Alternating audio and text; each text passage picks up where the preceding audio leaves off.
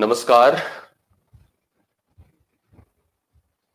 स्वागत है आप सभी का इंडिविजुअल मैथ्स की लाइव क्लास में। मैं संदीप तिवारी आप सभी का स्वागत करता हूं। आज हम लोग लाइव एक दूसरे के साथ इंटरेक्ट हो रहे हैं, मिल रहे हैं। चलिए सबसे पहले तो सब लोग लाइव हो जाएं, क्लास कंटिन्यू किया जाए, शुरुआत की जाए आज के सेशन की। आज से आज की आपकी पढ़ाई की जर्नी को स्टार्ट किया जाए, प्रारंभ किया जाए आपकी यात्रा को। कृष्णदेव द्विवेदी हैं अभी तक, आशीष राज हैं, कृष्णदेव द्विवेदी हैं, बाकी सभी लोग भी सब लोग जुड़ जाए जल्दी से। सचिन यादव आए हैं। तो जो लोग अब देखिए, आज से हम पर डे आपको लाइव मिलेंगे आपके शेड्यूल पर, जो आपको शेड्यूल दिया गया है। तो सब लोग जल्दी से पहले तो रेडी हो जाएं, सब लोग तैयार हो जाएं, क्लास में आ जाएं, इसके बाद क्लास शुरू किया जाए। बी कूल बी हैप्पी, रिया रावत, सभी को स्वागत, सभी को गुड मॉर्निंग, सभी का मोस्ट वेलकम, सभी का स्वागत है आपकी क्लास में। चलिए, रोमिल यदुवंशी हैं। देखिए, मैं आपको आज से शुरू करने जा रहा हूं आपकी क्लास को। हालांकि आपको दो लेक्चर्स आपको, जिसमें एक दिन पहले इंट्रोडक्शन समझाया गया था, मतलब आपको बताया गया था कि कैसे आपका क्या पाठ्यक्रम है, क्या सिलेबस है, इसको आपको समझाया गया था। दूसरे दिन आपको शेड्यूल टॉपिक स्टार्ट किया गया था। वो शेड्यूल टॉपिक हमने पब्लिक क्लास में पढ़ा रखा था और वो आपकी ही बैच के लिए पढ़ा रखा था, इसलिए मुझे लगा कि उसको भिजवाना जरूरी है। तो मैंने वो टॉपिक आपकी क्लास में भिजवा दिया था, आपने उस टॉपिक को भी देखा था। आज से हम लोग अब लाइव रह करके डिस्कशन करेंगे पर डे। जो भी कॉन्सेप्ट को डिस्क्राइब करना है, जो भी प्रैक्टिस करानी है, वो हम सब लोग पर डे लाइव ही करेंगे। तो सभी लोग तो अब इस बात को दिमाग में रख लें कि हर दिन आपकी क्लास लाइव होगी, कोई रिकॉर्डेड नहीं होगी। कल जैसे हमने देखा कि कुछ लोग इस बात के लिए परेशान थे कि सर रिकॉर्डेड क्लास आ रही है, रिकॉर्डेड क्यों हो रही है, आपने लाइव कहा था। तो हमने जो कहा था भाई वही पूरा करेंगे, आप लोग उसके लिए निश्चिंत रहिए। किसी भी तरह की कमिटमेंट फॉल्स की स्थिति नौबत नहीं आएगी, आप इस बात को दिमाग में रख लीजिए। अब आज से क्योंकि हम शुरू करने चल रहे हैं, तो थोड़ी सी दिशा निर्देश की जरूरत होती है, समझने की एक दूसरे को रिक्वायरमेंट होती है। आप सब लोग क्योंकि इंडिविजुअल मैथ्स की क्लास में है, अब यहाँ पर जो हम लोग टॉपिक पढ़ेंगे केवल मैथ्स से रिलेटेड रहेगा। बाकी आपको हम किसी भी तरह के और टॉपिक पर डिस्कशन करने के लिए प्रेशराइज नहीं करेंगे और कोई बात नहीं करेंगे, ठीक है। तो हम लोग जो शुरू करेंगे वो केवल मैथ को लेकर के यहाँ पर बात करेंगे। मैथ को पढ़ने के लिए एक बहुत ही बड़े पेशेंस की, बहुत बड़े गंभीर स्थिति की होने की आवश्यकता होती है, बड़ी रिस्पॉन्सिबिलिटी लेने की जरूरत होती है।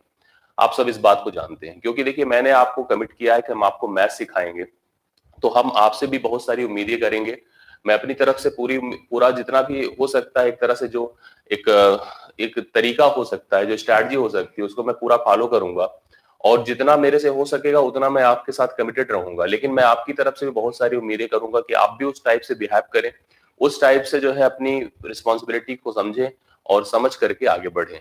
तो आज से इस जर्नी की स्टार्ट करेंगे हम लोग एक पॉजिटिव नेचर के साथ, पॉजिटिव वे में, और इस बात को मानकर चलेंगे कि हम कभी भी एक दूसरे के साथ कभी भी होपलेस होने की सिचुएशन या किसी भी तरह के डिसअपॉइंटमेंट की स्थिति को आने नहीं देंगे एक दूसरे के साथ। तो पॉजिटिव थॉट के साथ हम लोग क्लास शुरू करने जा रहे हैं। आप सब लोग अब रेडी हो जाएं, कुछ बातें दिमाग में रख लें, क्योंकि देखिए जब भी मैं मैथ इस तरह की बैचेस में पढ़ाता हूं तो बहुत सारी चीजों को अब यहाँ पर हम किसी एक पर्टिकुलर कोर्स के लिए तो पढ़ नहीं रहे, इस बात को दिमाग में रख लीजिएगा। हमारी जो एक लिमिट बाउंडेड है, टाइम से ड्यूरेशन है, उसको हम जरूर कंसीडर करेंगे, लेकिन उसके बिहाफ पर हम आपको किसी भी प्रिपरेशन के लिए तैयार कराने की कोशिश करेंगे, चाहे वो कोई भी एक दिवसीय परीक्षा हो। तो हम एक प्रकार से हम कह सकते हैं कि ईच वनडे एग्जाम या ऑल वनडे एग्जाम के लिए हम प्रिपरेशन कर रहे हैं। ऑल वनडे एग्जाम्स के लिए हम लोग यहाँ पर प्रिपरेशन कर रहे हैं। इसमें आपका कोई भी परीक्षा, जैसे कि आप चाहे तो एसएससी देते हैं, बैंकिंग देते हैं, रेलवे देते हैं, या आप यूपी ट्रिपल एससी का एग्जाम फोकस करते हैं, सीसैट के एग्जाम को फोकस करते हैं, जो भी आप किसी भी एक पर्टिकुलर परीक्षा को फोकस करते हैं, आगे आने वाली परीक्षा है जैसे कि एसआई की है, एनटीपीसी की है, कोई भी टाइप की परीक्षा, छोटे लेवल से लेकर बड़े लेवल तक की हर प्रकार की परीक्षा के लिए हम लोग इस बैच को प्रिपेयर किए हैं, प्लान किए हैं। तो हम उसी आधार पर चलेंगे। मैंने इसमें देखिए आपको एक कंप्लीट 2 लेक्चर अभी तक हमारा हुआ है, इसमें आप लोग ध्यान दीजिएगा। लेक्चर 1 में हमने केवल सिलेबस डिस्कस किया, आपको पाठ्यक्रम समझाया है, और दूसरे लेक्चर में आपने देखा कि आप वहां पर लेक्चर 2 जो आपका हुआ है उसमें हमने इंट्रोडक्शन दिया है नंबर्स के बारे में। तो आपको introduction about the number system के बारे में समझाया गया है। बस इतनी बातें अभी तक हुई है और यहीं से हम लोग आज शुरू करने जा रहे हैं। तो अब जब हम बढ़ेंगे तो हम इस नंबर सिस्टम का जो इंट्रोडक्शन है, इसी के बाद से इसी को रिलेट करते हुए आगे बढ़ेंगे। आपको नहीं ऐसा कहीं कंफ्यूजन लगेगा कि हम कोई चीज छोड़ दिए हैं, हम कोई चीज छोड़े नहीं, हम इसी को रिलेट करते हुए आगे बढ़ेंगे। इस पाठ्यक्रम का एक पीडीएफ हम आपको आपकी क्लास में प्रोवाइड कर देंगे।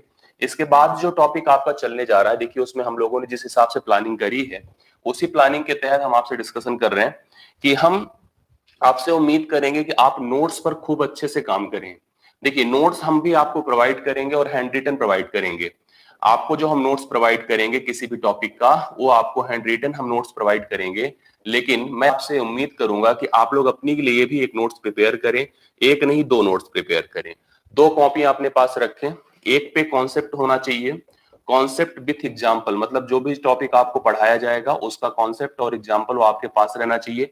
कभी अगर हम आपसे मांगे तो आप मुझे दे सके, आप उसका पीडीएफ मुझे भेज सके, आप मुझे दिखा सके कि हम इस तरह की प्रिपरेशन कर रहे हैं। दूसरा आपकी प्रैक्टिस नोट रहेगी। प्रैक्टिस के लिए भी आपको दो बनाने पड़ेंगे।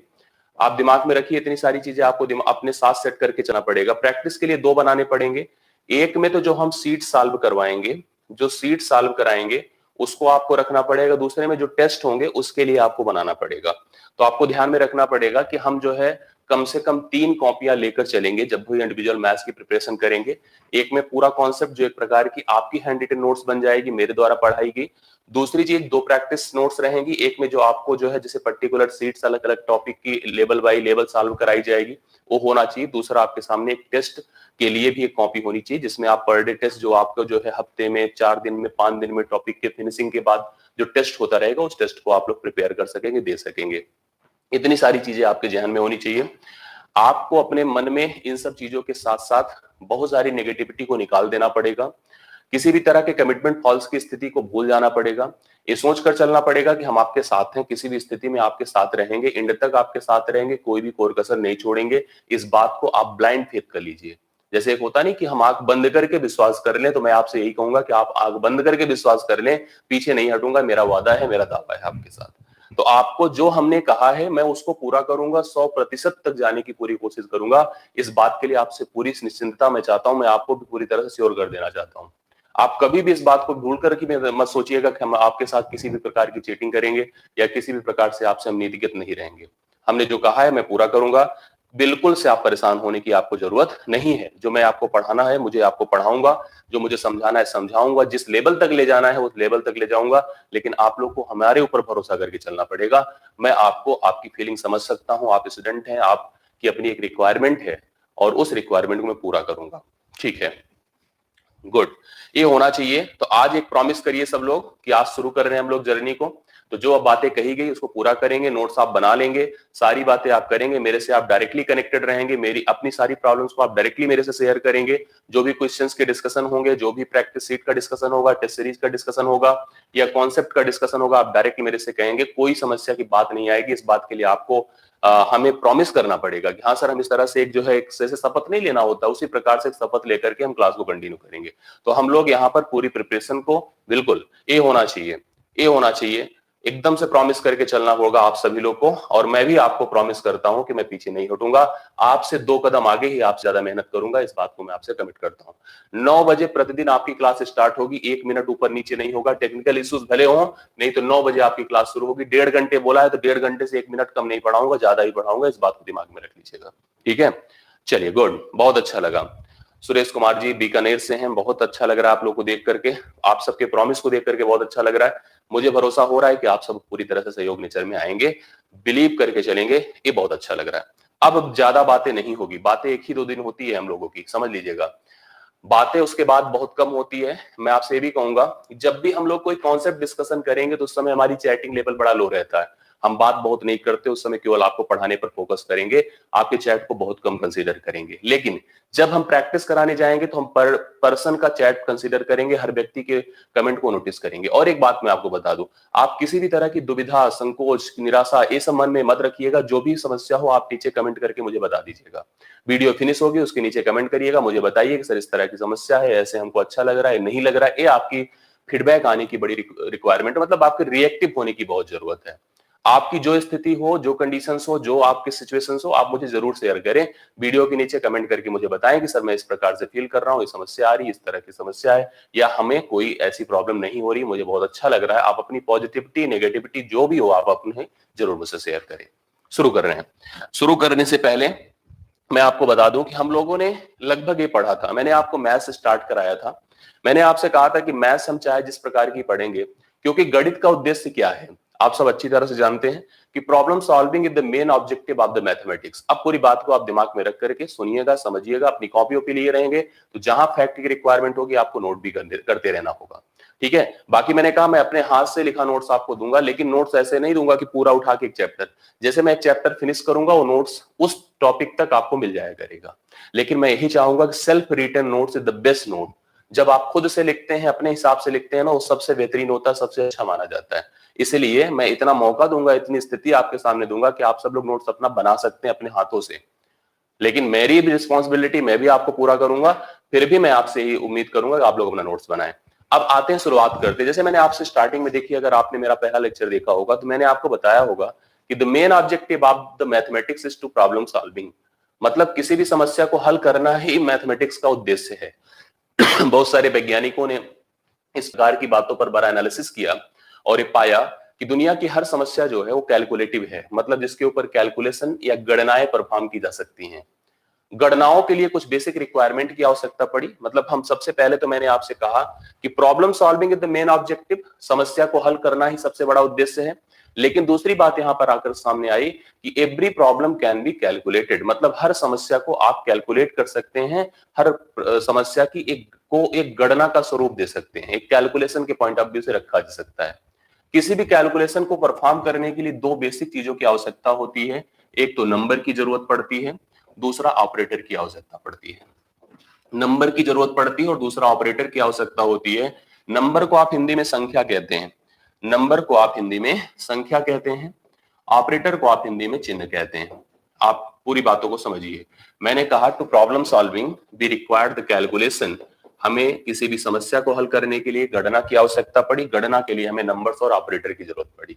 शुरुआत में जब हम मैथ पढ़ते थे तो हमने यहाँ पर चिन्हों का अप्रोच समझा कि चिन्हों को सिखाया गया, plus minus multiplication division x equal, ये सब अलग अलग प्रकार के चिन्हों को आपको बेसिक क्लासेस में बताया गया। साथ साथ गिनतियों के माध्यम से आपको संख्याओं को नोटिस कराया गया, 1 2 3 4 5 इस प्रकार की गणनाएं पहाड़े के रूप में, टेबल्स के रूप में आपको पढ़ाई गई, सिखाई गई।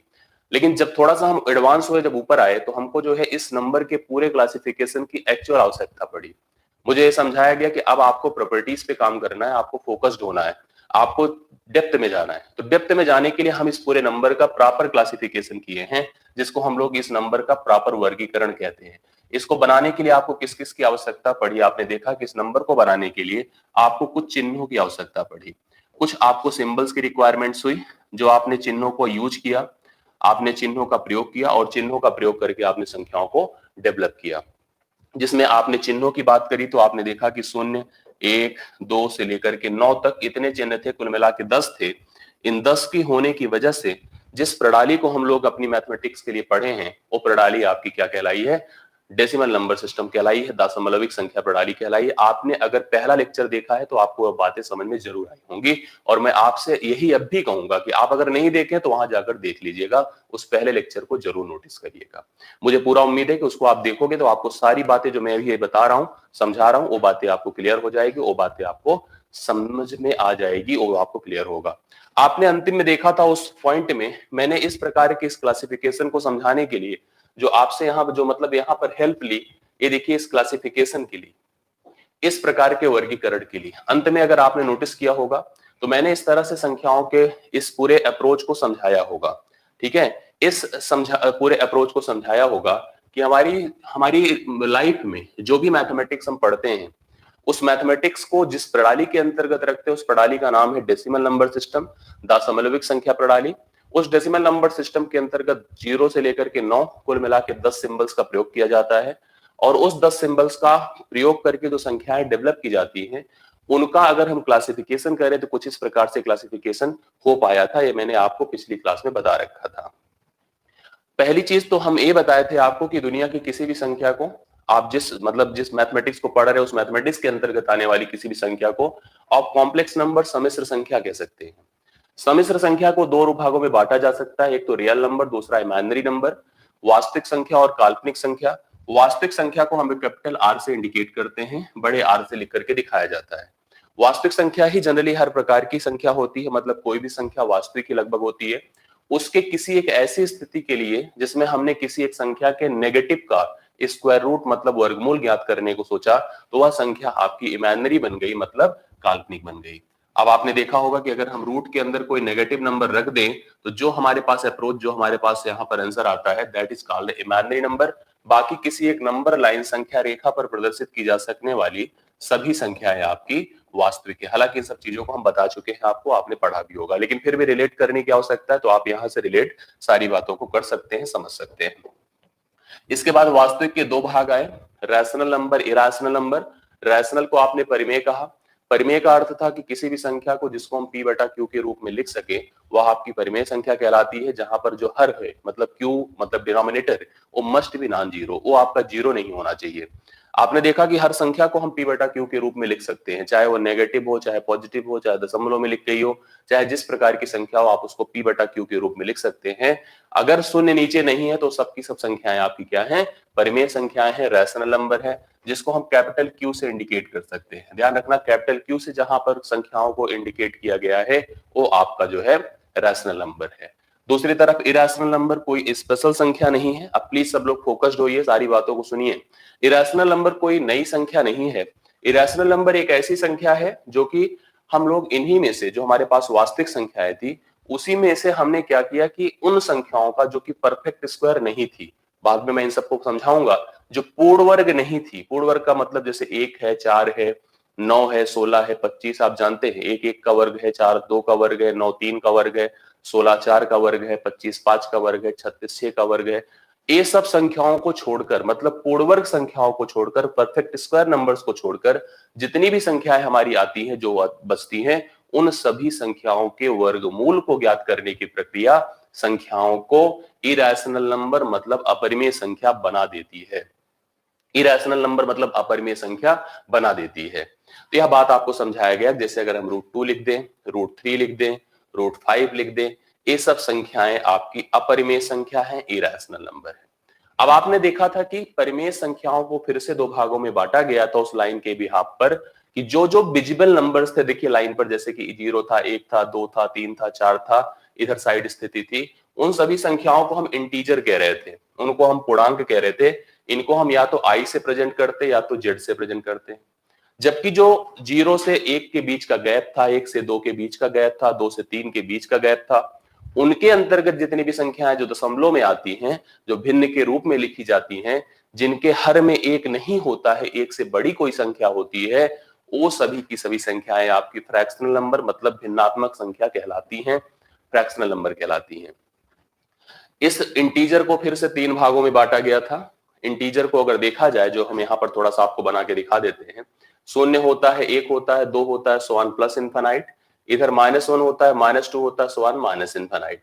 अब अगर हम लोग डिवीजन करें तो यहाँ पर सबसे पहले बीच का 0 मिलता है। 0 के इस साइड की जितनी भी संख्याएं होती हैं उनको हम पॉजिटिव इंटीजर कहते हैं, i प्लस से डिनोट कर देते हैं। 0 के उस साइड जितनी संख्याएं होती हैं उनको हम सब नेगेटिव इंटीजर कहते हैं, i माइनस से डिनोट कर देते हैं। ये सब की सब संख्याएं आपकी जो है इस प्रकार की कैटेगरी जनरेट करती है। लेकिन आपको ध्यान रखना है कि अगर हम लोग इंटीजर का डिवीजन फिर से करें, जैसे कि हम लोग यहाँ पर 0 नेगेटिव पॉजिटिव कर दिए हैं, उसके बाद भी डिवीजन अगर हम करें तो 0 से स्टार्ट होकर के जितनी भी पॉजिटिव संख्याएं होती हैं, पॉजिटिव पूर्णांक होते हैं, सबके सब पूर्ण कहलाते हैं, आपके होल नंबर कहलाते हैं। जबकि अगर मैं स्टार्टिंग 1 से कर देता हूं तो सबकी सब प्राकृतिक हो जाती हैं। इनमें से एक अलग प्रकार की कैटेगरी होती है ऐसी संख्याओं की जो कि स्वयं तथा एक से ही केवल कटती है, धनात्मक होती है, वह आपकी प्राइम कहलाती है, मतलब अभाज्य कहलाती है। जो अपने तथा एक के अलावा भी किसी अन्य एक संख्या से कम कट जाती हैं, वह आपकी कंपोजिट मतलब भाज्य कहलाती हैं। दो और कैटेगरी पूर्णांक की हैं जो कि ना तो नेगेटिव हो सकती हैं, जैसे इन चार की कैटेगरी केवल और केवल पॉजिटिव धनात्मक होने की है। लेकिन दो अन्य प्रकार की संख्याएं हैं जैसे कि इवन है और ऑड है, जो कि पॉजिटिव नेगेटिव दोनों हो सकते हैं, जिनके बारे में आप जानते हैं कि सम संख्या होती है जो 2 से पूर्णतः कट जाती है, विषम संख्या होती है जो कि 2 से पूर्णतः नहीं कटती है, 2 से नहीं कटती है, उसको हम लोग विषम संख्या कहते हैं। वो भी एक प्रकार की कैटेगरी है, वो भी प्रकार का ऑप्शन है। मेरी बातें आप सबको समझ में आ रहा है? मेरी बातें आपको क्लियर हो रही होगी ना? इतनी बातें आप तक को अभी तक समझ में आई होगी। सब लोग यहाँ पर थोड़ी सी समस्या, देखिए प्लीज मेरी बात को समझने की कोशिश करना। शुरुआत में 2 4 दिन 5 दिन तक बड़ी समस्या रहती है, आपके ऊपर भी प्रेशर रहता है, सिस्टम के ऊपर भी प्रेशर रहता है, आप भी चीजों से वेल नोन नहीं रहते हैं। आपको लगता है कि कुछ चीजें हमारे साथ, मतलब जैसे कि कुछ टेक्निकल प्रॉब्लम आती है, सीखने में समस्या हो रही है, चलाने में समस्या हो रही है, ये आपके साथ भी रहता है और हमारे ऊपर भी प्रेशर रहता है। जिस दिन 2 दिन बस 2-4 दिन के बाद इतने हैबिचुअल हो जाओगे ना कि आपको समस्या रहनी नहीं कि आप मुझे बताओगे सर ऐसे कर दीजिए सही हो जाएगा। मैं आपको रियल बताऊं, आप देखना इस चीज को हम लोग 2-3 दिन में फेस करेंगे। इतने सारे लोग आप लोग जो देख रहे हैं, आप कुछ दिन के बाद ये कहेंगे कि सर जो है ना, आप ऐसे कर दो तो ज्यादा अच्छा दिखेगा, ज्यादा अच्छा लगेगा। अभी 1-2 दिन ऐसे इश्यूज रहते हैं, आप सबको धीरे धीरे सारी बातें समझ में आएगी और सब लोग हैबिट में हो जाओगे। चलिए, अब इतनी बातें आपको क्लियर हुआ होगा जो मैंने आपको बताया, ये नंबर्स का अप्रोच मैंने आपको समझाया था। यहां पर कुछ बातें दिमाग में रखने की बड़ी आवश्यकता होती है, मैं फैक्ट पर भी डिस्कशन करूंगा, लेकिन कुछ बातें दिमाग में रखने की इस प्रकार की आवश्यकता है। जैसे यहाँ पर कुछ प्रश्न परीक्षाओं में बनते हैं, मैं आपको अभी दिखाऊंगा भाई किस प्रकार के प्रश्न बनते हैं। जैसे अगर मैं कहूं कि सभी वास्तविक संख्याएं, बात को समझिएगा, परिमेय संख्या होती हैं, तो आप कह दीजिएगा नहीं होती हैं, क्योंकि सभी वास्तविक संख्याएं परिमेय और अपरिमेय दोनों होती हैं। मतलब अगर किसी ने कहा सभी वास्तविक परिमेय होती हैं, तो आप कहना सर नो। लेकिन मैं अगर यहीं पर एक रिवर्स स्टेटमेंट दूं कि सभी परिमेय संख्याएं वास्तविक होती हैं, तो आप कह देना सर यस होती हैं। सभी परिमेय संख्याएं वास्तविक होती हैं, परंतु सभी वास्तविक संख्याएं परिमेय नहीं होती हैं। आगे बढ़िएगा। अब हमने कहा सभी परिमेय संख्याएं पूर्णांक होती हैं, तो आप कहना सर नहीं, क्योंकि परिमेय तो पूर्णांक और भिन्न दोनों होती हैं। तो आप रिवर्स कर दो, सभी पूर्णांक संख्याएं परिमेय होती हैं, यस होती हैं, सभी पूर्णांक संख्याएं परिमेय होती हैं। मैं कह दूं सभी पूर्ण संख्या प्राकृतिक होती है, तो आप कह देना सर सभी पूर्ण तो प्राकृतिक नहीं होती है, बट सभी प्राकृतिक संख्या पूर्ण जरूर होती है। कैसे? अब आप पूर्ण में शुरू करोगे, मतलब होल में जाओगे तो 0 से लेकर इनफिनाइट तक जाना होगा, प्राकृतिक में जाएंगे तो 1 से लेकर इनफिनाइट तक जाना होगा। तो कहने का मतलब 1 से लेकर इनफिनाइट तक that is also the part of whole number, लेकिन 0 से लेकर इनफिनाइट तक each one is the not part of the natural number. तो 0 से अगर प्रारंभ हो रहा तो सबके सब प्राकृतिक नहीं हो सकते, मतलब सभी पूर्ण प्राकृतिक नहीं हो सकती, लेकिन सभी प्राकृतिक पूर्ण हो सकती हैं। क्या कंक्लूजन निकल रहा है? कंक्लूजन ये निकल रहा है कि जब ऊपर से नीचे की तरफ आ रहे जो कैटेगरी हमने बनाया है, सिस्टमेटिक जो रिप्रेजेंटेशन की एक हायरार्की जनरेट करी है, उसमें ऊपर से नीचे तक सभी को सपोर्ट नहीं कराया जा सकता है, लेकिन नीचे से ऊपर तक सभी को सपोर्ट कराया जा सकता है। यह बातें आपको क्लियर हुई होंगी। अब देखिए, इस पर थोड़ा सा डिस्कशन करने के लिए, जो मैंने इतना तक पढ़ा है, इस पर थोड़ा सा डिस्कशन हम लोग करते हैं। इसके बाद और फैक्ट पर डिस्कस करते हैं, और फैक्ट के बारे में जानते हैं, समझने की कोशिश करते हैं। देखिए, इसको डिस्कशन करने से पहले हम कुछ इंपॉर्टेंट फैक्ट्स आपको समझाते हैं। थोड़ा उन इंपॉर्टेंट फैक्ट को समझ लीजिएगा, तब हम लोग आगे बढ़ेंगे। ये कुछ इंपॉर्टेंट फैक्ट्स मैं डिस्कस करने जा रहा हूं, एक एक पॉइंट हम लोग डिस्कस करेंगे, आप लोग ध्यान दीजिएगा क्या क्या बातें हो सकती हैं। सबसे पहली चीज आप ध्यान दो, सबसे पहला फैक्ट मैं यहां पर डिस्कस करूंगा किसके बारे में? एक के बारे में। एक को मैं कहूंगा एक ऐसी संख्या है जो ना तो भाज्य है ना ही अभाज्य है, ना तो भाज्य है ना ही अभाज्य है, ना ही अभाज्य है। आप एक के बारे में अगर किसी को बताओगे तो आप कहोगे सर एक ना तो प्राइम होती है ना ही कंपोजिट होती है, एक ना ही भाज्य संख्या है ना अभाज्य संख्या। एक बहुत बड़ा भ्रम लोगों के दिमाग में रहता है एक को लेकर के कि एक प्राइम क्यों नहीं है, कंपोजिट क्यों नहीं है, मतलब भाज्य क्यों नहीं है, अभाज्य क्यों नहीं है। तो मैं आपकी जानकारी के लिए बता दूं कि मैथमेटिक्स में दो संख्याएं 0 और 1, ये दोनों संख्याएं आपकी आइडेंटिटी संख्या कहलाती है, तत्समक संख्या कहलाती है। इसको हम तत्समक संख्या कहते हैं। तत्समक का मतलब आप समझने की कोशिश करिएगा। जैसे अगर हम लोग मैथमेटिक्स में दो विशेष प्रकार के ऑपरेटर्स की बात करें जो सबसे पहले काम में आते थे, गुणे और जोड़, दोनों एक ही प्रकार के अप्रोच पे आते हैं, एक ही प्रकार के काम के लिए यूज किए जाते हैं। जोड़ को ही इंप्रूव करने के लिए गुणे का सिस्टम आया था। जोड़ को ही बार बार जोड़ना मतलब गुणा करना, जैसे 2 को हम 10 बार जोड़ें या 2 को 10 से गुणा कर दें, अर्थ एक ही हुआ। वही चीज मैं आपको बता रहा था कि हम जीरो की बात करें तो जीरो जो होती है वो एडिटिव आइडेंटिटी होती है, योगात्मक तत्समक होती है, योगात्मक तत्समक होती है। मतलब अगर किसी संख्या के साथ हम शून्य को जोड़ देते हैं तो उसके ऊपर कोई फर्क नहीं पड़ता है, एज इट इज रह जाती है। उसी प्रकार से जो एक होता है वो मल्टीप्लिकेटिव आइडेंटिटी होती है, वो गुणात्मक तत्समक होती है। गुणात्मक तत्समक होने की वजह से वह जो है आपके पास अगर किसी संख्या के साथ हम एक का गुणा कर दें तो उसके ऊपर भी कोई प्रभाव नहीं पड़ेगा, वह संख्या एज इट इज बनी रहेगी। मेरे कहने का अर्थ था शून्य और एक आइडेंटिटी की तरह काम करती हैं, इसलिए शून्य को अगर मैं छोड़ भी दूं, मैं एक से भी शुरू करूं तो मैं कहूंगा एक ना तो भाज्य संख्या है ना ही अभाज्य संख्या है। It is not a prime number, neither a prime number nor composite number. तो इसको अपनी कॉपी में कहीं लिख लेना कि एक ना तो भाज्य है ना ही अभाज्य है। दूसरा पॉइंट हम लोग डिस्कस करते हैं, ध्यान दीजिएगा। दूसरा पॉइंट क्या है कि 2 is the smallest prime number. Smallest prime number मतलब सबसे छोटी अभाज्य संख्या है। 2 सबसे छोटी अभाज्य संख्या है। अभाज्य संख्या है। अभाज्य संख्याओं की बात करें, मैंने आपको अभाज्य संख्या के बारे में थोड़ा सा भी मैं जानकारी भी आपको देता हूं और समझाता भी हूं। तो अभाज्य संख्याओं की बात मैं करूं तो कहा जाएगा 2 सबसे छोटी अभाज्य संख्या, it is the smallest prime number. कभी कभी ऐसे प्रश्न परीक्षा में, बड़े स्तर की परीक्षाओं में, छोटे की बात नहीं कर रहा हूं, पूछ लिए जाते हैं, which one the smallest prime number. तो आप कहोगे 2 is the smallest prime number, 2 सबसे छोटी अभाज्य संख्या है, एक नहीं है। इस बात को दिमाग में रखिएगा, 2 सबसे छोटी अभाज्य संख्या है। ठीक है, आगे बढ़ता हूं मैं। एक तीसरा पॉइंट देखिए सबसे important, 2 is the only prime number that is the even number. मतलब ऐसे कह दूं, दो ही एक ऐसी अभाज्य संख्या है, 2 ही एक ऐसी अभाज्य संख्या है जो सम संख्या भी है।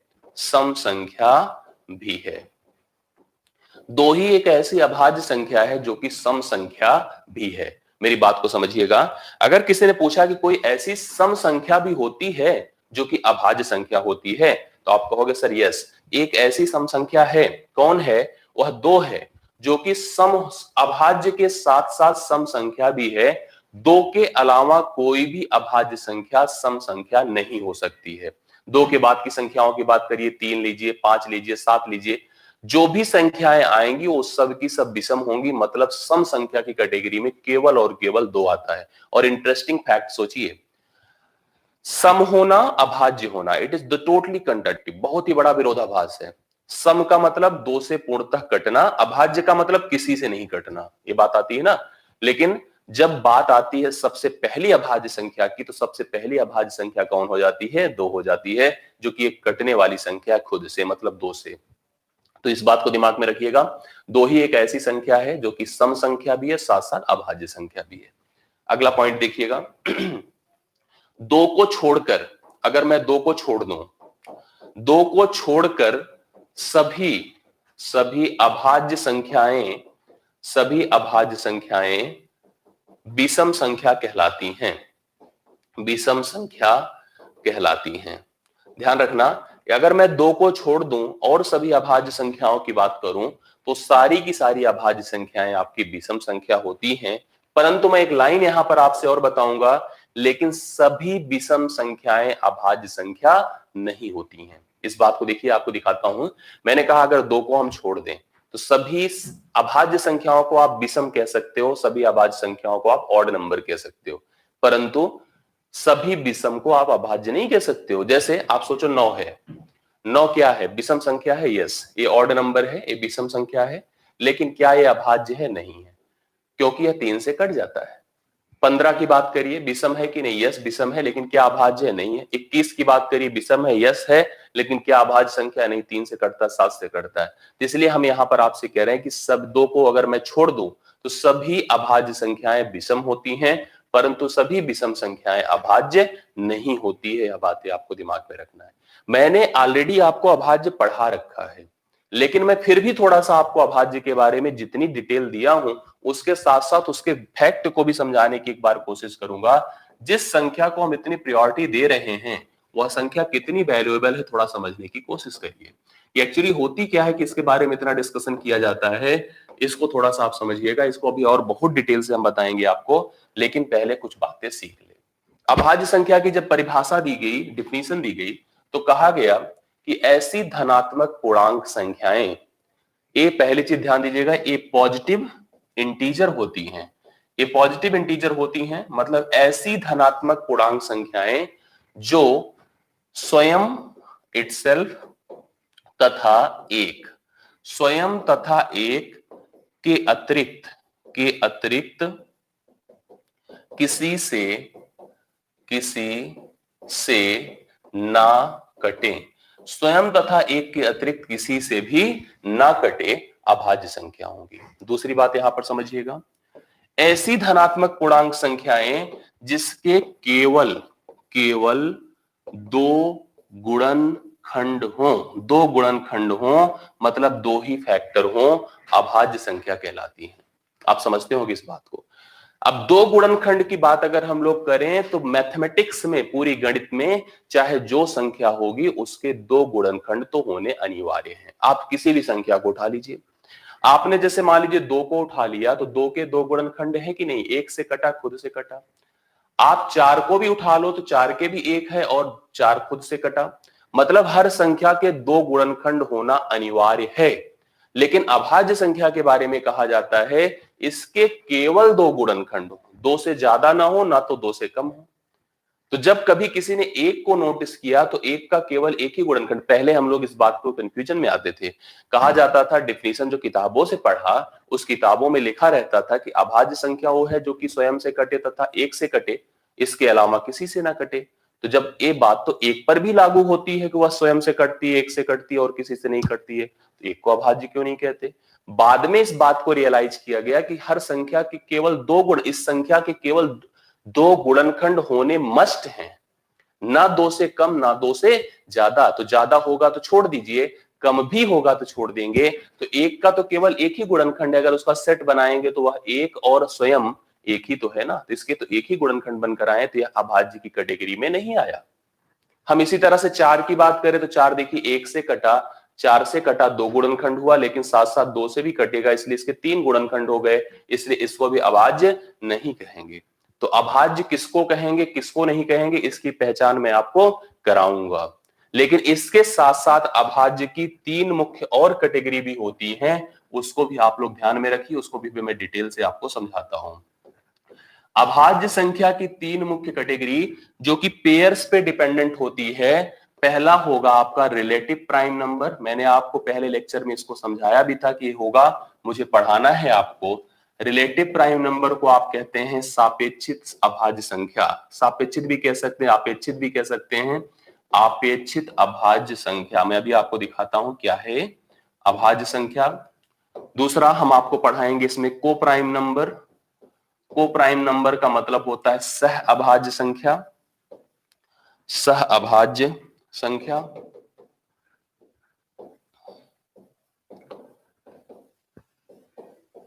और साथ साथ हम इसमें आपको बताएंगे twin prime number, twin prime number मतलब जुड़वा अभाज्य संख्या, जुड़वा अभाज्य संख्या।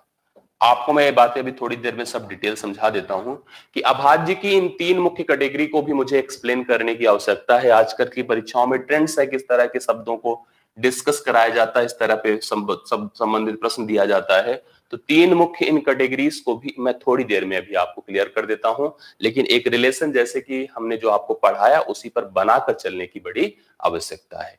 तो जो कुछ भी पढ़ा उस पर इतनी बातें अभी थोड़ा सा समय लगेगा, इसलिए इसको भी थोड़ा रोक कर रखते हैं। मैं आज ही इसको क्लियर करूंगा, लेकिन कुछ और बातें भी पहले आपको मैं स्पष्ट कर दूं। तो अभाज्य की इन कुछ बातों को मैंने अभी रोक दिया है, आप इसको दिमाग में रखिए, मैं थोड़ी देर में इसको समझा रहा हूं। कुछ बातें और समझ लीजिए थोड़ा, जैसे इवन के बारे में मैं यहां पर लिख देता हूं, about even and odd number. मतलब आप एक तरह से किसके बारे में पढ़ रहे हैं, सम तथा विषम संख्याओं के बारे में, सम तथा विषम संख्याओं के बारे में। सोचिए सम तथा विषम संख्या को भी बड़ा इंपॉर्टेंस दिया जा रहा है, बड़ा अच्छा दर्जा दिया जा रहा है। देखिए इसके बारे में थोड़ा समझने की आप लोग कोशिश करिए। पहली चीज मैं आपको समझा दूं कि what about the even and odd number, मतलब क्या होती है सम संख्या, क्या होती है विषम संख्या। तो आपने कहा कि वह पूर्णांक संख्या, पहली चीज इसको समझ लीजिएगा, दिस मस्ट बी, दिस में बी पॉजिटिव एंड नेगेटिव, मतलब यह धनात्मक भी हो सकती है ऋणात्मक भी हो सकती है, बट इसे इंटीजर होना पड़ेगा, लेकिन पूर्णांक होना पड़ेगा। ध्यान दीजिएगा यह ऋणात्मक तथा धनात्मक दोनों पूर्णांक हो सकते हैं। इसके बाद इसकी पहली कंडीशन ये होती है कि जो सम होगी उसके अंत में, सम के अंत में शून्य होगा, 2 होगा, 4 होगा, 6 होगा या 8 होगा। ये मस्ट है कि 0, 2, 4, 6 या 8 होगा। मतलब ये सभी संख्याएं 2 से पूर्णतः कट जाती हैं। जबकि विषम की बात अगर मैं करूं तो विषम के अंत में क्या रहता है, आपको अच्छे से पता है, विषम के अंत में 1 रहेगा, 3 रहेगा, 5 रहेगा, 7 रहेगा और 9 रहेगा, मतलब उनके अंत में ए आएगा। बस इसका अर्थ हो गया कि वह 2 से पूर्णता नहीं करती है। आप इसको समझने की कोशिश करना। कुछ और इसमें इंपॉर्टेंट चीजें, जैसे कि आप इसको ध्यान दीजिएगा कि अगर मान लीजिए मैं 2 सम संख्याओं को जोड़ूं, 2 सम संख्याओं को जोड़ूं तो हमेशा एक सम संख्या प्राप्त होगी। 2 सम संख्याओं को जोड़ने पर आप हमेशा एक सम संख्या ही प्राप्त करेंगे। 2 विषम संख्याओं को भी जोड़ने पर आप एक सम संख्या प्राप्त करेंगे। ध्यान रखिएगा, 2 विषम संख्याएं अगर आप जोड़ रहे हो तब भी आप एक सम संख्या ही प्राप्त करेंगे। लेकिन अगर मान लीजिए मैं एक विषम और एक सम और विषम को जोड़ रहा हूं तो हमेशा एक मैं विषम संख्या प्राप्त करूंगा।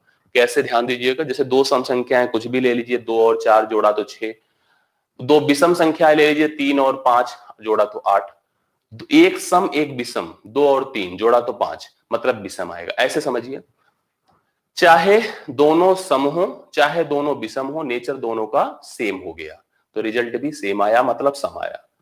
दोनों सम थी तब भी सम आया, दोनों विषम थी तो भी सम आया। लेकिन जैसे उनके बीच कंट्राडिक्शन आया, विरोधाभास आया, एक सम हुई दूसरी विषम हुई, तो यहां पर रिजल्ट उनका क्या हो गया, विषम हो गया। मतलब इवन प्लस ऑड के लिए यहां पर वैल्यू क्या बनकर आ रही, ऑड बनकर आ रही। इस बात को दिमाग में रखिए। एक और इसमें फैक्ट मैं आपको समझा दूं, उसको भी दिमाग में रख लीजिएगा। शून्य के बारे में बड़ा कंफ्यूजन है कि शून्य क्या है, तो आप इसको बताइए कि शून्य सर एक सम संख्या है। क्या है, शून्य एक सम संख्या की कैटेगरी में आती है। इसको समझने की कोशिश करिएगा, क्योंकि संख्याओं के अंत में शून्य हो, 2 हो, 4 हो, 6 हो, 8 हो, तो अगर किसी ने आपसे पूछा कि what about the zero, zero कैसी संख्या है, सम है कि विषम है, तो आप उसको सम की वैल्यू दे सकते हैं, सम का दर्जा दे सकते हैं। कंफ्यूजन तब होगी जब औसत पढ़ेंगे, लेकिन मैं उस समय आपको स्पष्ट करूंगा सारी बातें। देखिए, नंबर पर डिस्कशन करना बड़ी अच्छी बात है और लोग बहुत ज्यादा करते भी हैं, और मुझे भी बड़ा इंटरेस्ट आता है करने के लिए कि अगर कभी ऐसा समय मिले कि मैं नंबर को आपको खूब समझाऊं तो बड़ा अच्छा लगेगा। लेकिन जितनी जरूरत है मैं उतने पे ही डिस्कस करूंगा, आगे मैं बढ़ूंगा। जो बातें आपको बतानी थी मैंने उसको बताया।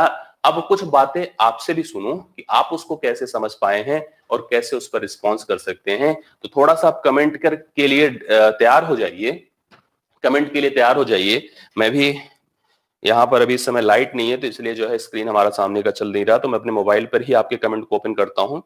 आप सब लोग रेडी हो जाएं कि कमेंट करेंगे हम जब आपसे कुछ क्वेश्चन पूछेंगे। ये क्वेश्चन की एक सीट रहेगी, इसमें हम लोग थोड़ा सा जो है डिस्कशन, सीट क्वेश्चन पर नहीं है, सीट थोड़ा सा कॉन्सेप्ट पर है। तो आप लोग जो लोग मुझे लाइव देख पा रहे हैं वो लोग सब लोग आंसर करेंगे कि यहाँ पर, हाँ,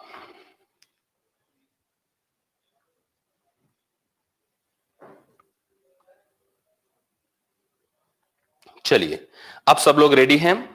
आते हैं कुछ फैक्ट्स पर डिस्कशन करते हैं। फैक्ट्स आपके सब नंबर 1 नंबर से स्टार्ट होते हैं।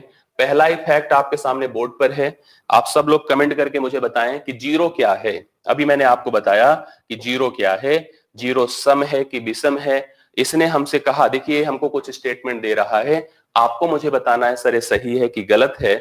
आप मुझे बताइए कि जीरो एक सम संख्या है कि नहीं है। आप लोग मुझे बताएं। देखिए सब लोग के आंसर आ रहे, नीतीश कुमार, अमित कश्यप, राहुल कुशवाहा, मनीष कुमार, इवन शिवानी, राहुल यादव, आरजू सिंह, तौसीफ अहमद, सबने कहा सर एक सम संख्या है। यस, यह एक सम संख्या है। अगर कभी ऐसी जरूरत पड़ जाए यस और नो में आंसर देना हो तो आप कहेंगे सर यस, जीरो क्या है, एक सम संख्या है। एकदम करेक्ट है, बहुत अच्छा लगा। आगे मैं बढ़ता हूं। देखिए अभी छोटी सी बात थी, बहुत ज्यादा इसमें कोई बहुत बड़ी बात नहीं थी। देखिए एक शब्द आया मेरे सामने पाई को लेकर के, ये थोड़ा सा रहता है। अब आप लोग पाई के बारे में थोड़ा समझने की कोशिश करो तो हम आपको कुछ डिटेल भी दे देंगे। अब यहाँ पर केवल आपके आंसर से मैं सेटिस्फाई नहीं होगा, मुझे कुछ बताने की भी जरूरत है, वो मैं आपको बताता हूं। देखिए लिखा है पाई एक अपरिमेय संख्या है। उसने आपको क्वेश्चन मार्क लगा करके आपको क्वेरी की आपसे कि क्या है, ये अपरिमेय है कि नहीं है। आप यस और नो में आंसर बताएं। देखिए बहुत सारे लोग मुझे आंसर कर भी रहे हैं सर कि यस यस यस, आप मुझे बता रहे हैं। लेकिन मैं आपको बताता हूं कि पाई को हम अपरिमेय कैसे कह सकते हैं। पाई, आपने सुना कि पाई एक सिंबल है, एक प्रतीक है।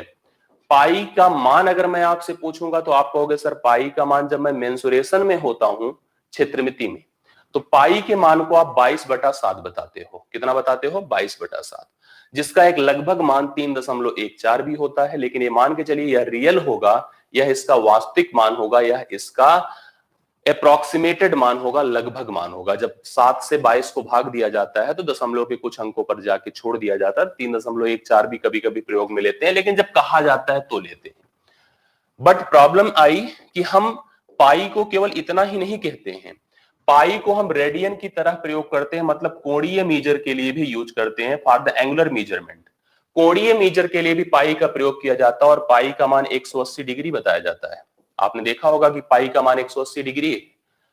जैसे प्रतिशत आपने सुना होगा कि 50%, तो आप कहते हैं सर 50% का अर्थ तो 1/2 होता है।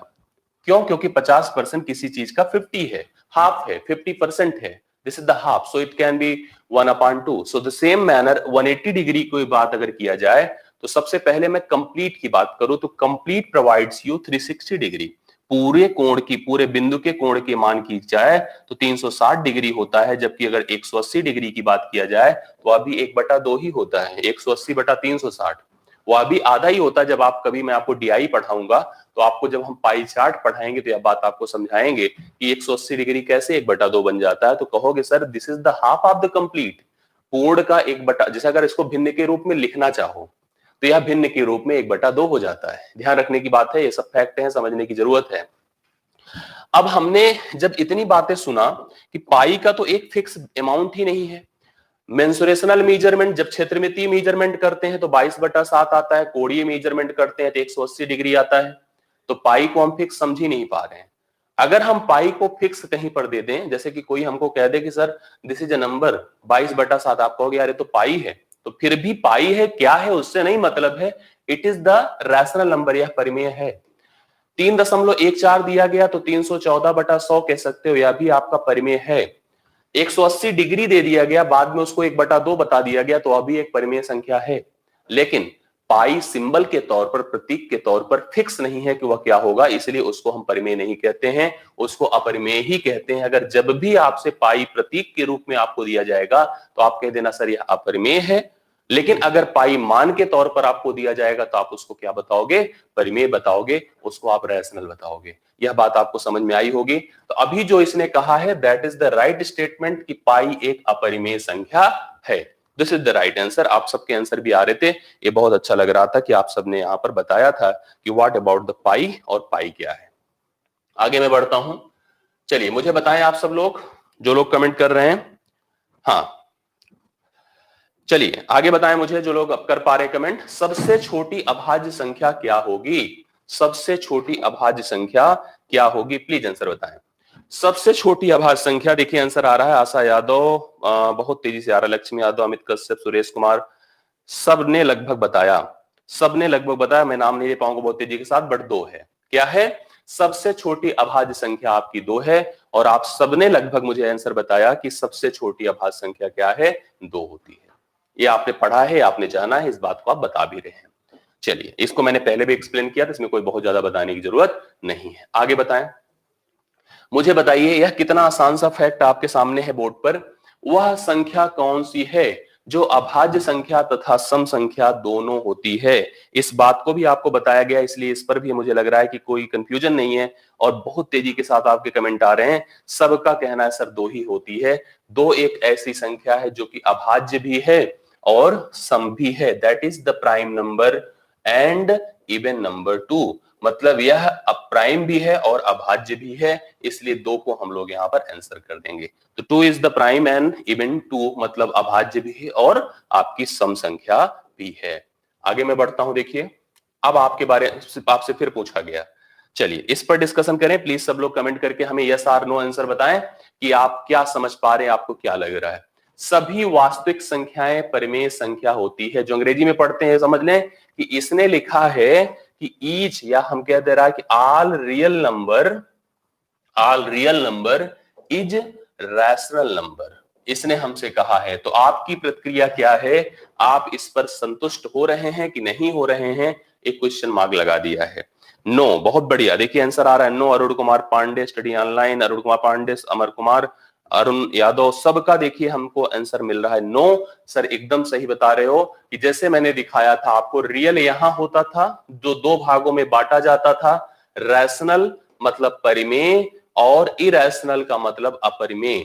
तो मैंने कहा था कि ऊपर से नीचे की तरफ आते समय सभी एक्सेप्टेड नहीं होता है, इसलिए सभी वास्तविक संख्याएं परिमेय संख्या नहीं होती हैं। जबकि इसने कहा होती हैं, तो इसने हमको गलत जानकारी दिया है। अगर इसने हमको गलत जानकारी दिया है तो हम इसको नो कर देंगे और नो बताएंगे, सही माना जाएगा। चलिए मैं आगे बढ़ूंगा, अगली बात करूंगा।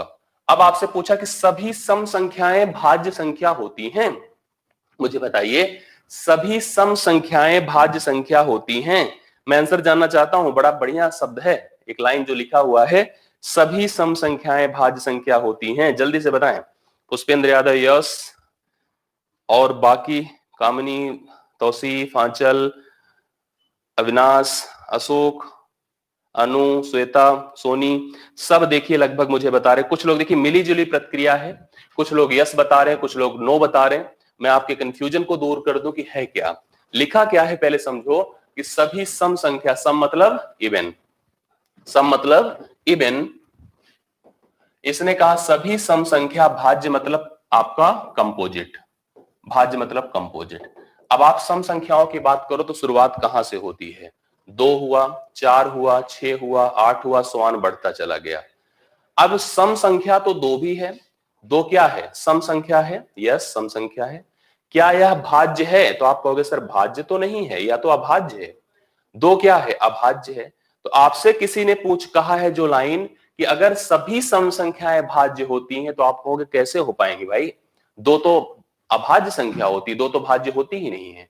इसलिए आप कह सकते हैं कि सभी सम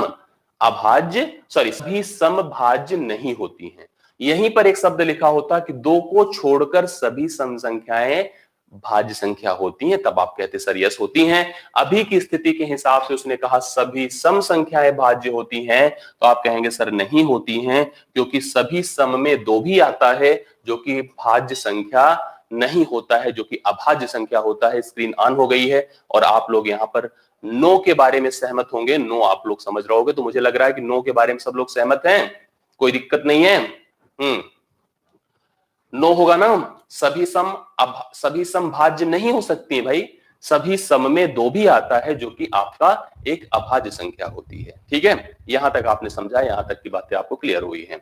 आगे मैं बढ़ूंगा, अगले प्रश्न पर, अगले शब्द पर, अगले स्टेटमेंट पर आता हूं। देखिए आप इसके बारे में बताएं मुझे क्या होगा, क्या लिखा है, पढ़िए। हाँ, लिखा है सभी विषम संख्याएं अभाज्य संख्या होती हैं। अभी इसके बारे में भी आप इसी तरह से अपनी प्रतिक्रिया दे सकते हैं कि सभी विषम संख्याएं अभाज्य संख्या होती है। मैंने आपको अभी थोड़ी देर पहले इस बात को स्पष्ट किया था कि सभी विषम संख्याएं अभाज्य नहीं हो सकती है। कैसे नहीं हो सकती बताइए? क्योंकि विषम संख्याओं में 9 भी होता है, 15 भी होता है, 21 भी होता है। ये सब संख्याएं विषम होने के साथ साथ भाज्य संख्याएं हैं, क्योंकि अपने तथा एक के अलावा भी किसी से कट जाती हैं। इसने जो हमसे बात कहा है, मैं उस बात को नकार देता हूं। अगर इसने हमसे कहा सभी विषम संख्याएं अभाज्य होती है, तो हम कहते भैया नहीं होती हैं। बहुत सारी ऐसी विषम संख्याएं एग्जाम्पल के तौर पर मैंने लिखकर दिखा भी दिया है, जो कि विषम के साथ साथ दो से ज्यादा गुणनखंड कंसीडर करती हैं, रखती हैं। इसलिए हम यहाँ पर इस स्टेटमेंट को भी नो बताएंगे, तो कोई प्रॉब्लम नहीं है। No is the right answer to the statement. आप इसको समझ पा रहे होंगे, देख पा रहे होंगे। ठीक है, 7 के बाद मैं बढ़ता हूं 8वें नंबर पर। देखिए 8वां स्टेटमेंट क्या बोला इसने। अब आप इसको बताओ, लिखा है सभी अभाज्य संख्याएं विषम होती हैं। इसने हमको लिखा है, क्वेश्चन मार्क लगा दिया है, सभी अभाज्य संख्याएं विषम संख्या होती हैं। आप इसको क्या कहेंगे? Yes or no? Yes or no, please give me the answer. आप बताओगे कि क्या होगा, यस आर नो? मैं आपको बताऊं, अगर मैं अभाज्य संख्याओं की बात करूं तो अभाज्य संख्याओं की बात कहां से होती? 2 से, फिर आता है 3, फिर 5, फिर 7, फिर 11, फिर इसी तरह से संख्याएं आती हैं। याद करो तो मैंने थोड़ी देर पहले आपको ये बताया था कि अगर 2 को छोड़ दिया जाए तो सभी अभाज्य संख्याएं विषम होती हैं। लेकिन इसने साफ साफ कहा था 2 को छोड़कर, क्योंकि 2 क्या होती है? एक सम संख्या होती है। इसने हमको कंफ्यूज कर दिया और लिखाया था कि सभी अभाज्य संख्याएं विषम होती, तो आप कह रहे हैं सर नहीं होती हैं। यहीं पर लिखा होता 2 को छोड़कर सभी अभाज्य संख्याएं विषम होती हैं, तो हम मान लेते हैं हाँ ऐसा होता है। लेकिन अभी की स्थिति में आप इस स्टेटमेंट को भी क्या बोलेंगे? नो बोलेंगे। नो सही आंसर माना जाएगा, नो करेक्ट माना जाएगा। आगे मैं बढ़ूंगा, अगले स्टेटमेंट पर आता हूं। और सर आप लोग बड़ा अच्छा रिस्पॉन्स कर रहे हो, बहुत बेहतरीन लग रहा है। अब आप देखो लिखा है अगला स्टेटमेंट 9 नंबर, सभी प्राकृतिक संख्या, प्राकृतिक का मतलब नेचुरल नंबर, सभी प्राकृतिक संख्या जिसको आप ध्यान दीजिए कैपिटल एन से इंडिकेट करते हैं, पूर्ण संख्या मतलब होल नंबर, होल नंबर का मतलब आप जानते हो कि इसको कैपिटल डब्ल्यू से इंडिकेट किया जाता है। लिखा सभी प्राकृतिक संख्या पूर्ण संख्या होती हैं, बताएं सभी प्राकृतिक संख्या पूर्ण संख्या होती हैं। अब देखिए आंसर आ रहा आप सबका, कुछ का यस कुछ का नो, ऑलमोस्ट यस बता रहे हैं, लगभग सब यस बता रहे हैं, तो मैं भी कह रहा हूं यस, यह आपका है सही, तो यह आपका है सही। क्यों? क्योंकि जो प्राकृतिक संख्या होती हैं वो 1 से शुरू होती हैं, जबकि पूर्ण संख्याएं जो होती हैं वो 0 से शुरू होती हैं। यहीं पर अगर लिखा होता कि सभी पूर्ण संख्या, क्योंकि पूर्ण ऊपर है प्राकृतिक नीचे है, आपकी जो टेबल जो मैंने स्ट्रक्चर बनाया था, तो आप यहां पर कह सकते हो कि हाँ सभी प्राकृतिक संख्याएं पूर्ण संख्या होती हैं। तो यस इस स्टेटमेंट का सही ऑब्जर्वेशन होगा, सही एनालिसिस होगी, यस आप लिख सकते हो, एकदम सही है यस जो बता रहे हैं सब लोग। इसी तरह की अपनी एक कनेक्टिविटी आप लोग बना के रखोगे, तब जाकर के बेहतरीन रिस्पॉन्स मिलेगा हमको भी और आपको भी। अब आ जाए थोड़ा सा, जैसे 10 नंबर के बारे में हमने बताया, एक स्टेटमेंट लिखा है, आप लोग मुझे इसके बारे में बताएं यस और नो में। -√4 आपने पहला लेक्चर देखा है इंट्रोडक्शन के बाद, जिस दिन सिलेबस डिस्कस किया उसके बाद वाला जो लेक्चर था, अगर उसको आपने देखा है तो इस बारे में आप बता सकते हो कि -√4 एक काल्पनिक संख्या मतलब इमेजिनरी नंबर होती है। देखिए इसने लिखा है कि -√4 एक इमेजिनरी नंबर होती है, यस और नो। इमेजिनरी नंबर के बारे में मैंने आपको बताया था कि कोई संख्या हो उसके ऋणात्मक के वर्गमूल को ज्ञात करने की प्रक्रिया संख्या को एक काल्पनिक संख्या इमेजिनरी नंबर बना देती है। मतलब ऋण को रूट के अंदर होना चाहिए था, जबकि जो हमें स्टेटमेंट दिया है उसमें ऋण को नेगेटिव को रूट के बाहर दिया है। अगर उसने बाहर दिया है तो इस प्रश्न का उत्तर हो जाएगा नो। इसका मतलब आप कह देंगे कि जो ए वैल्यू है this is a real number, यह एक वास्तविक संख्या है ना कि काल्पनिक संख्या है। यह एक वास्तविक संख्या है, काल्पनिक नहीं है। क्यों? क्योंकि रूट के अंदर नहीं है ऋण, ऋण रूट के बाहर है। तो इसने कहा था कि -√4 एक काल्पनिक संख्या होती है, तो आप उत्तर दोगे सर नो नहीं होती है। क्या बताओगे? नो नहीं होती है, नहीं इस प्रश्न का उत्तर होगा। जो लोग नहीं बता रहे हैं करेक्ट बता रहे हैं, जो लोग यस बता रहे हैं गलत बता रहे हैं, तो आप लोग करेक्ट करिए अपने आप को, कोई कंफ्यूजन ना होने पाए, ठीक है? कोई कंफ्यूजन ना हो इस बात के लिए मैं यहाँ पर इस चीज को स्पष्ट कर रहा हूं, आप सब लोग नोट कर लीजिए। आगे मैं बढ़ूंगा, अगली बात करता हूं, ध्यान दीजिएगा। 11 नंबर पर आए। अब आप देखिए, आपने एक बात मेरे से पढ़ा था वहां पर कि आई का मान, वहां पर अगर आपने लेक्चर 1 जो कि आपको इंट्रोडक्शन दिया था टॉपिक के बारे में, सॉरी कौन से जिसमें क्लासिफिकेशन डिस्कस किया था, इसके पहले वाला जस्ट लेक्चर जो कल गया था, उसमें आई के बारे में आपको बताया गया था कि आई क्या है। आई आयोटा शब्द से लिया गया है, साइंटिस्ट का नाम था यूलर जिन्होंने आई प्रोवाइड किया था, और आई का मान उन्होंने बताया था √-1 होता है। आई का मान √-1 होता है, तो आई स्क्वायर क्या होगा, यहां पर तो यही पूछा है ना। इसका मतलब √-1 का होल स्क्वायर, और रूट का जब कभी भी स्क्वायर होता है तो सिंपली रूट हट जाता है, इसका मान यहां पर -1 हो जाएगा, सिंपली -1 होगा। इसने हमसे मान पूछा है तो मैंने कहा सर मान -1 होगा।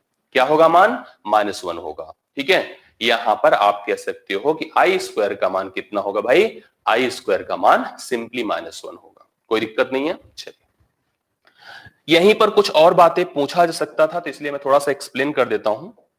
क्या पूछा जा सकता था?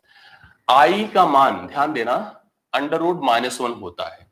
आई स्क्वायर इसका वर्ग करने से -1 हो जाता है। आई क्यूब, आई स्क्वायर को आई से गुणा करने पर -i हो जाता है, मतलब -1 को आई से गुणा करने पर। आई की पावर 4 -1 का वर्ग करने से +1 हो जाता है। फिर आगे बढ़ते हैं। अब जरूरत पड़ी कभी आई की पावर 5 निकालने की, तो मैं आपको बता दूं यह भी आई ही होगा, यह भी क्या होगा? आई होगा। आई की पावर 6 करने की जरूरत पड़ी तो यह आपका -1 होगा। इसी प्रकार आई की पावर 7 करने की कभी रिक्वायरमेंट होगी तो फिर -i हो जाएगा। आई की पावर 8 करने की जरूरत होगी तो फिर से आपका क्या हो जाएगा? 1 हो जाएगा। तो आपने एक चीज नोटिस किया कि आई का मान साइक्लिक होता है। क्या होता है? साइक्लिक होता है। इसका मतलब यह एक चक्रण को फॉलो करता है या एक चक्रण को अप्रोच करता है। इसका मतलब ये हो गया कि हर चार के मान चार की पावर के बाद फिर से मान रिपीट करना शुरू कर जाएगा। इसलिए कभी कभी किसी प्रश्न परीक्षा में प्रश्न पूछे जाते हैं कि आई की पावर 78 क्या होगा, आई की पावर 78 क्या होगा। तो आपके सामने तो बड़ी कंफ्यूजन है यार, हम दो चार तो बता सकते हैं, अब आई की पावर 78 मुझे बताना तो हम कैसे बताएंगे। इस दशा में इस तरह के प्रश्नों को हल करने के लिए आप इस पावर को 4 से भाग दीजिए। पावर को 4 से भाग देंगे और रिमाइंडर नोटिस करेंगे शेषफल क्या आएगा। जब मैंने 4 से इसको भाग दिया तो 18 चौके 72, 19 चौके 76 होता है, तो रिमाइंडर भाई 2 हो जाएगा। मतलब आपको पता है कि 19 बार जाएगा और 2 शेषफल यहां पर हमको प्रोवाइड करेगा। ठीक है, अब यहां पर जैसे ही रिमाइंडर 2 हो गया, शेषफल 2 हो गया, तो आई की पावर हम तुरंत 2 कर देंगे। जो आई की पावर 2 होगा वही आपके इस प्रश्न का उत्तर हो जाएगा, मतलब -1 हो जाएगा। क्या हो जाएगा? -1 हो जाएगा। समझ रहे हैं? अब इसी तरह से कभी अगर किसी ने हमसे पूछा आई की पावर 1785 क्या होगा, आई की पावर 1785 क्या होगा, तो मेरे सामने फिर कंफ्यूजन आया, यार ये तो बहुत बड़ी पावर है, अब हम इसको कैसे बताएं। तो फिर से आपसे कहा गया 4 से भाग दे दीजिए। अब इस दौरान अभी मैंने वैसे डिविजिबिलिटी रूल आपको नहीं पढ़ाया है, जब मैं पढ़ाऊंगा तो 4 की डिविजिबिलिटी का अर्थ समझ पाएंगे आप लोग। 4 से भाग देने का मतलब पूरी संख्या को नहीं देना है, केवल 85 को देना है। अंतिम के 2 संख्याओं को देना पड़ता, अंतिम की 2 अंकों को देना पड़ता है। 4 से आप 85 को भाग देंगे, 4 से अगर आप 85 को देंगे तो 22 चौके 88 होता है, 21 चौके 84 होता है, रिमाइंडर आपका 1 हो जाएगा। रिमाइंडर 1 होगा तो आई की पावर केवल यहां पर 1 बचेगा, जो कि √-1 होगा। इसका मान सिंपली आई ही रहेगा। इस तरह से हम लोग यहां पर ऐसे प्रश्नों को ले पाते हैं, समझ पाते हैं। मतलब ऐसे प्रश्न आपकी परीक्षा में पूछे जाते हैं और आप लोग उस पर रिस्पॉन्स कर सकते हैं। इसके ऊपर जब हम कोई कॉन्सेप्ट की एक सीट लेंगे तो ज्यादा आपको और समझ में आएगी। हालांकि इतने से आप अप्रोच कर सकते हो, समझ सकते हो। ठीक है, आ जाते हैं उसी सीट में जो हम लोग कर रहे थे। आई स्क्वायर आपने बता दिया। देखिए एक बड़ा अच्छा स्टेटमेंट है, उसको मैं बड़ा नोटिस करता हूं। एक आपके सामने स्थिति है, थोड़ा सा इसको आप लोग देखेंगे अपनी कॉपी में, लिख लीजिएगा। इसने हमें एक लाइन लिख कर दिया, एक भिन्न का अप्रोच दिया। 1/1 है, 1/1 है, 0/1 है, 1/0 है, 1/0 है और 0/0 है। आपसे पूछा गया है इनके बारे में, कहा गया सभी परिमेय संख्या होती हैं। यस आर नो में इसमें भी बोलना है कि सभी परिमेय होती हैं कि नहीं होती हैं। तो यहां पर इस बात को बताने से ज्यादा इंपॉर्टेंट ये है कि आप समझ पाए कि इनका एक्चुअल मान होता क्या है, इन सभी का एक्चुअल मान होता क्या है। तो मान अगर मुझे ऐसे आप यस नो जो बताना हो बता सकते हैं, बट हमको जो बताने का मेरा जो ऑब्जेक्टिव यहां पर है कि मैं आपको समझाऊं कि इन सभी भिन्नों का मान क्या होगा। मैथमेटिक्स में जब भी भिन्न लिखे जाते हैं तो भिन्न का प्रयोग डिवीजन पर्पज से होता है, बंटवारे के उद्देश्य से होता है। कोई भी राशि का डिवीजन करना है, बांटना है, तो उसके नीचे भिन्न में मतलब उसको बेस बना दो, अंश बना दो, उसके नीचे कोई संख्या लिख दीजिए जितने पार्ट्स उसको बांटना है। अगर किसी के नीचे एक रहता है तब तक उसका कोई बंटवारा नहीं। जैसे कहते हैं ना किसी के घर में जो है एक ही वारिस है, एक ही लड़का है, तो उसकी प्रॉपर्टी का कोई डिस्ट्रीब्यूशन बंटवारा नहीं है। बट जैसे ही 2 लड़के 3 लड़के अगर उस घर में है वारिस के तौर पर, तो तुरंत ही बंटवारा हो गया। एक राशि को प्राइमरी बेस बना करके उसको 3 भागों में 2 भागों में बांट दिया जाता है। ठीक है, उसी तरह से यहां पर भी है, जब हम डिवीजन करते हैं तो डिवीजन के दौरान हमें कुछ अलग अलग प्रकार की परिस्थितियों को फेस करना पड़ता है। जैसे मैंने कहा 1/1 मैं फेस करूंगा। मेरी बात को प्लीज सब लोग नोटिस करना और सबके मान को अपनी कॉपी में लिखना और समझना कि हम ऐसा बोल रहे हैं तो क्यों बोल रहे हैं, उसका उद्देश्य क्या है। मैंने कहा 1/1 जब हम लोग पढ़ रहे थे तो हमारे टीचर्स ने हमको ये बताया था, हमको सिखाया था कि अगर हम किसी एक मान को मतलब किसी भी एक राशि को अगर हम उसी राशि से डिवाइड करें, 5/5 करें, 100/100 करें, 1000/1000 करें, लाख करें, ऋण 2/2 करें, मतलब सेम बटा सेम करें। आप समझ रहे हो मैं क्या कह रहा हूं? मैं कह रहा हूं सेम बटा सेम करें, मतलब जो ऊपर वही नीचे, तो always the value will be 1। हमारे अध्यापक ने हमको पढ़ाते समय यह शब्द बताया था और आपको भी बताया गया होगा, अगर हम किसी संख्या को उसी संख्या से भाग देते हैं तो मान हमेशा 1 आता है। इस बात को हमें खूब स्पष्ट तौर पर समझा दिया गया था। ये बताया गया होगा, आप इस चीज को एक्सेप्ट कर सकते हो कि हाँ ऐसा हमको टीचर से बताया है, मुझे तो बताया गया, आपको भी बताया गया होगा। फिर बात आई यहां पर, फिर बात आई 0/1 की। 0/1 की जब बात आई तो देखिए क्या हमारे दिमाग में आया, क्या डाला गया है हमारे दिमाग में। कहा गया है कि जब भी बंटवारा किया जा रहा है यहां पर जितना था उतने ही लोगों में बांटना था तो प्रत्येक को एक मिलेगा। जैसे अगर 100 टॉफियां हैं 100 लड़कों में बांटना है तो सबको एक एक टॉफी मिलेंगी। 1 लाख टॉफियां हैं 1 लाख बच्चों में बांटना है एक एक टॉफी मिलेगी। करोड़ टॉफियां हैं करोड़ बच्चों में बांटना है एक एक टॉफी मिलेगी। तो इसलिए मान 1 आया था। दूसरी तरफ बात आई 0/1 की, तो हम कह रहे यार मेरे पास कोई धन है नहीं, 0 रुपए है, 0 रुपए है, मेरे पास कोई प्रॉपर्टी नहीं है और मैं करोड़ लोगों में बांटना चाहता हूं। तो आप बांट तो सबको सकते हैं, लेकिन आप कितना सबको प्रोवाइड करेंगे आप मुझे बताइए। आप सबको 0 ही देंगे। हमारे अध्यापक ने, हमारे टीचर्स ने हमको पढ़ाया कि कभी भी 0/anything मतलब किसी भी मान से अगर मैं 0 को भाग देता हूं तो हमेशा वैल्यू 0 रहती है। 0/anything will always B 0। इसने हमको बताया कि 0 बटा कुछ भी लिख दीजिए, वैल्यू हमेशा 0 रहती है। इसमें कोई कंफ्यूजन डाउट नहीं होना चाहिए आपको। तो जब भी कभी ऐसी बात आए कि 0/0 तो you can say that this is the 0 always, हमेशा 0 होगी। फिर हमारे टीचर्स ने हमको समझाया कि 1/0 जब होगा तो क्या होगा, पूछा हम लोगों ने। तो हम बताया गया कि ऐसा है कि आपके पास अगर करोड़ों की प्रॉपर्टी है, करोड़ों करोड़ों की प्रॉपर्टी है, आप कितने लोगों में बांटना चाहते हो ये निर्धारित करो। मैंने कहा सर मैं बांटना उड़ना नहीं चाहता हूं, मैं वैसे फॉर्मेलिटी करना चाहता हूं। तो आप कितने में बांटना चाहते हैं? 0 में। आपकी इच्छा क्या है? बांटने की नहीं है, बस केवल एक करिकुलम पूरा करना है। तो आपने कहा सर मेरे पास बहुत बड़ी प्रॉपर्टी है, मैं 0 लोगों में बांटना चाहता हूं। तो 0 लोगों में आप बांटेंगे तो आपकी प्रॉपर्टी का कोई डिवीजन नहीं होगा, कभी नहीं होगा। अगर होगा भी तो आपकी प्रॉपर्टी अनंत समय तक चलती रहेगी। No change in your property. तो property will retain always be infinite time till the infinite, मतलब हमेशा तक रहेगी, कभी खत्म ही नहीं होगी। तो अगर कभी भी एनीथिंग अपॉन 0, हमारे अध्यापक ने हमको पढ़ाया कि anything upon 0 will always be infinite, या हम इसको कह सकते हैं इट इज द अनडिफाइंड। क्या है? अनडिफाइंड है, अपरिभाषित है, अनडिफाइंड बताया गया। ठीक है, तो something upon 0 will always be undefined. So यह आप बता सकते हो कि यह हमेशा इनफाइनाइट होता है। अब एक कंफ्यूजन जो सबसे बड़ा आया उसको लेकर के, जो साइंस बैकग्राउंड के होंगे वो इस बात को समझेंगे, सब समझेंगे, उससे साइंस की बात नहीं करूंगा, सब समझेंगे। 0/0 क्या हुआ, एक कंफ्यूजन आया, मैं आपके कमेंट जानना चाहता हूं। बताओ 0/0 क्या होगा? जो लोग बता सकते हैं प्लीज बताएं। 0/0 मैं पूछ रहा हूं। महेश कुमार ने पहले आंसर दे रखा है 0 होता है सर। और कोई बता सकता है? बताएं। सुरेंद्र साहू कह रहे हैं सर 0 होता है। और बताएं जो लोग बता सकते हैं प्लीज। 0/0 मैं पूछ रहा हूं आप लोगों से, आप लोग प्लीज कमेंट करके मुझे बताएं। इनफाइनाइट फॉर्म दीपक बता रहे हैं, महजबी प्रवीण 0 बता रहे हैं, आंचल 0, सुरेंद्र साहू 0, शैलेंद्र कुमार 0, बहुत सारे लोग 0। आरजू सिंह ने कहा अनडिफाइंड होगा सर, आशा यादव 0, और सब बाकी लोग 0। प्रगति श्रीवास्तव ने अनडिफाइंड बताया। देखिए इस तरह से आपके मिले जुले अप्रोच है, थोड़ा सा कंफ्यूजन है, उस कंफ्यूजन को मैं दूर करता हूं। कंफ्यूजन देखिए क्या है। कंफ्यूजन सबसे पहली तो मेरी ये है कि जो हमको पढ़ाया गया मैं अगर उसी प्रकार से रिएक्ट करूं, तो हमको पढ़ाया गया था सबसे शुरुआत में कि अब कमेंट छोड़ दीजिए, आप सब लोग मेरी बात को सुनिए। मुझे पढ़ाया गया था कि same upon same will always B 1, same upon same will always B 1।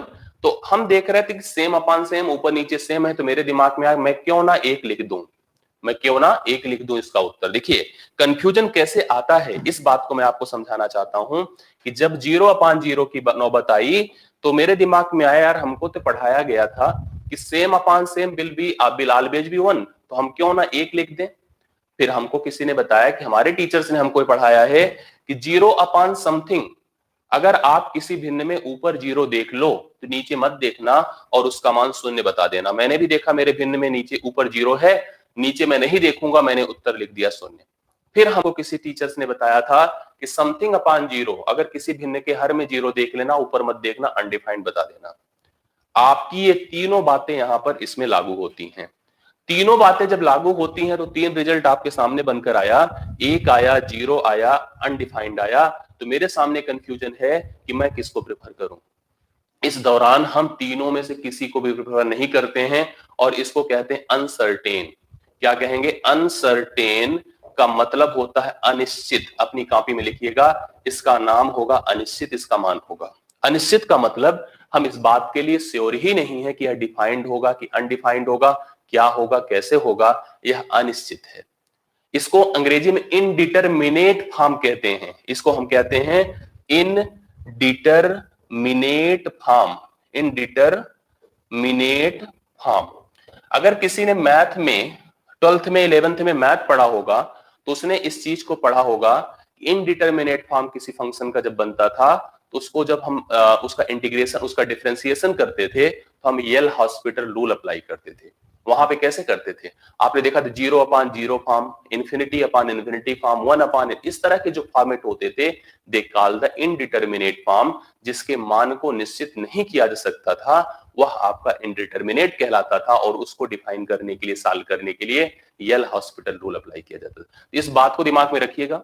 हालांकि हमारी जो जरूरत थी वो ये सब नहीं थी, बट मेरा बताना था कि थोड़ा सा आपको नंबर्स के बारे में कमांड हो, आपके अंदर थोड़ा सा कॉन्फिडेंस डेवलप हो, इसलिए मैंने इस शब्द को बताया। बाकी अगर 1/1 देखे तो 1 होता है, 0/0 0 होता है, या अनडिफाइंड हो गया, अनडिटर्मिनेट हो गया। अब इनडिटर्मिनेट हो गया, इसको आप परिमेय कह सकते हैं, इसको परिमेय कह सकते हैं, बट इसको नहीं कह सकते, इसको नहीं कह सकते, तो सभी तो परिमेय नहीं होगी, मतलब इस प्रश्न का उत्तर नो होता।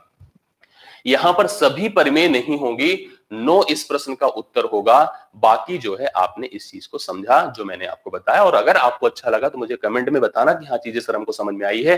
अगर कंफ्यूजन हो तो भी मुझे बताना कि सर ये नहीं आया है, ठीक है, मैं वेट करूंगा आप सबके कमेंट का। 12 के बाद हम 13वें नंबर पर आते हैं। 13वां बताएं मुझे, 13वां नंबर, चलिए 13 नंबर बताएं मुझे कि क्या है। रूट के अंदर 4 × 16 एक परिमेय संख्या होती है, तो मान तो बता दें, फिर परिमेय अपरिमेय हम बता देंगे कि क्या होती है कि नहीं होती है। चलिए मुझे बताएं, रूट 4 × 16, तो 4 का वर्गमूल भाई 2 होता है, 16 का आपको पता है 4 होता है, 2 चौके 8, इसका मान 8 होगा। वैसे भी सोचते तो 16 चौके 64 होता, 64 का वर्गमूल 8 होता, मतलब यस यह एक परिमेय संख्या है, यस एक परिमेय संख्या है। आप लिख सकते हैं इट इज इरेशनल नंबर, यह एक परिमेय संख्या है, यह एक परिमेय संख्या के तौर पर लिखा जा सकता है। क्लियर है, इसमें कोई प्रॉब्लम की बात नहीं है। आगे मैं बढ़ूंगा, 14वें नंबर पर आता हूं, 14 पर। 14 देखिए क्या है आपकी, मुझे बताएं, 0, इसने लिखा है 0 एक अपरिमेय संख्या होती है, 0 एक अपरिमेय संख्या होती है। आप मुझे इसके बारे में बताएं कि ऐसा होता है क्या। इसने तो हमको फिक्स कर दिया कि 0 अपरिमेय संख्या होती है, तो मैं क्या कहूं, मैं क्या मानूं, आप मुझे बताएं। लेकिन मैं कहूंगा नहीं, 0 तो भाई एक परिमेय संख्या है। 0 एक परिमेय संख्या, क्योंकि 0 समथिंग होता है, 0 का मतलब 0 समथिंग, तो 0 हमेशा एक परिमेय संख्या होती है, ना कि अपरिमेय संख्या होती है। यह परिमेय होती है, यह पूर्णांक होती है, यह पूर्णांक होती है, यह सम होती है, इसलिए हम इसको एक परिमेय संख्या कहेंगे। और परिमेय संख्या है तो इसका मतलब यह स्टेटमेंट भी आपका क्या है, नो है। जो इसने लिख करके दिखाया है यह भी आपका नो माना जाएगा, बिल्कुल यह एक परिमेय संख्या होगी, एकदम सही बात है। आगे मैं बढ़ूंगा, अगले प्रश्न पर आऊंगा। देखिए अगली लाइन क्या है, सम तथा, ये लास्ट है मेरे ख्याल से, हाँ, सम तथा विषम संख्याओं का योग सदैव एक विषम संख्या होती है। मुझे बताएं ये सही है कि गलत है। सम तथा विषम संख्याओं का, सम मतलब इवन और विषम मतलब ऑड, दोनों का जोड़ क्या होता है, एक विषम होता है कि सम होता है। आपने थोड़ी देर पहले इस बात को सीखा कि अगर हम एक ऑड लेंगे एक इवन लेंगे तो रिजल्ट हमेशा क्या आएगा, ऑड आएगा, एक विषम आएगा। इसने क्या कहा है, इसने भी कहा है विषम ही होता है। यह हमको एक सही स्टेटमेंट प्रोवाइड कर रहा है, यह हमको एक सही स्टेटमेंट प्रोवाइड कर रहा है, सही कह रहा है कि सम तथा विषम संख्याओं का जोड़ हमेशा एक क्या होता है, हमेशा एक विषम संख्या होती है। कोई दिक्कत नहीं, इतनी बातें आप समझ पाए हैं, इतनी बातें आप सीख पाए। चलिए,